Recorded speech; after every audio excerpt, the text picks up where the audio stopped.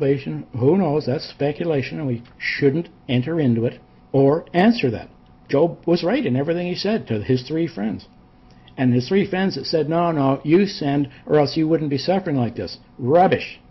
But fortunately for them, Job was a good friend and prayed for them, and they were relieved of the penalty that could have been forthcoming. So Eliphaz, Bildad, and Zophar went and did as Jehovah told them, and Jehovah accepted Job, and Jehovah restored the fortunes of Job when he prayed for his two friends. So here he's praying for two people that have made his life miserable for 7 days nonstop, telling him he's hiding a sin, and that's why he's being punished for it. Imagine. So we have to be careful about making our judgments on what's being presented to us, out front here. It's difficult. So you don't have to just pray for people's forgiveness out of hand when they're trying to harm you and deceive you and cause another type of problem. But if they're doing it in their ignorance, and now you see he's being chastised for his ignorance, that he was correct in understanding that he had done nothing, no sin worthy of the punishment. He was right. He was wrong in that not knowing what's going on in the third heaven and before God's throne, and how he is dealing with and judging, putting to judgment the spirit world. Because it's only Satan from the time of Christ, who's been under judgment. Satan's the only one. Everybody else, I think, has an opportunity for salvation. God has to save all of Israel because they're his firstborn. He has to redeem his firstborn. All of them. Whether we think they deserve it or not, none of us really do deserve it. Well, so what? The Almighty has to redeem his firstborn.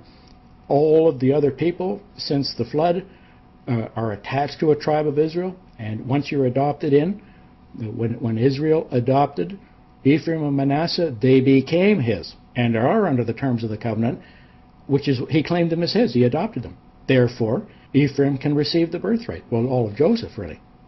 But before that, they couldn't have. The mother was an Egyptian female. Father was Joseph. So they didn't have the entitlement to the inheritance. But when Israel adopted them, they gained it.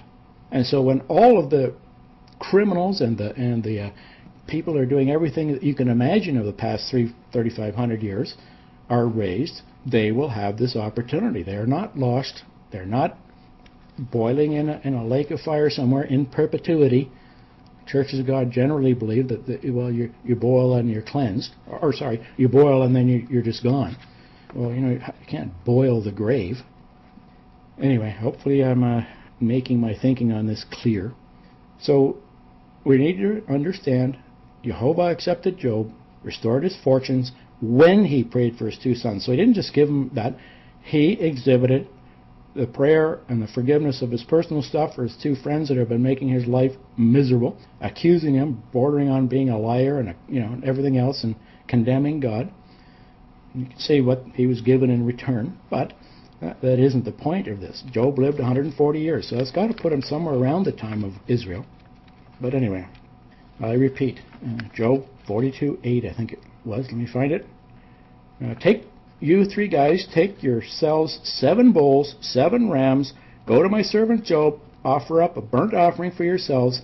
My servant Job will pray for you. I will accept him, so that I may not do to you according to your folly, because you have not spoken to me what is right as my servant Job has. So what Job had said was right. He didn't know about the discussion that God Almighty was having with the Satan there, and therefore he was chastised for it. He's asking, well, you don't know what you're talking about. You don't know what I'm doing in the heaven of heavens, the third heaven. You don't know everything, do you?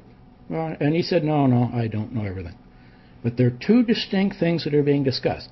One is a discussion related to what the 3 friends are accusing Job of. Job is maintaining his righteousness, and God said what Job said was right. So he's right. Job did not understand that there are things going on before the throne of God that he has not party to and he doesn't know about. So there's more things going on in your lives that you may think are fair or unfair, or you need better health or better wealth, or just to make us all a little bit smarter, and then our problems would be alleviated. Well, it's perfectly okay to ask. Watch how you're thinking about how you relate to the Creator in your present circumstances. So I think I'll close with that. Hopefully I've covered the point I was trying to make, that there are two distinct things being discussed. I think Eliyahu was chastised and actually condemned, and he isn't even addressed by God. God is strictly talking to Job and not Elihu, the know-it-all. And so we have to be careful about the fact that we may understand things differently. We can still present things in a non-condemnatory fashion, point out errors and sin, and that there's a better way to live your life, and then let God involve himself of where that goes.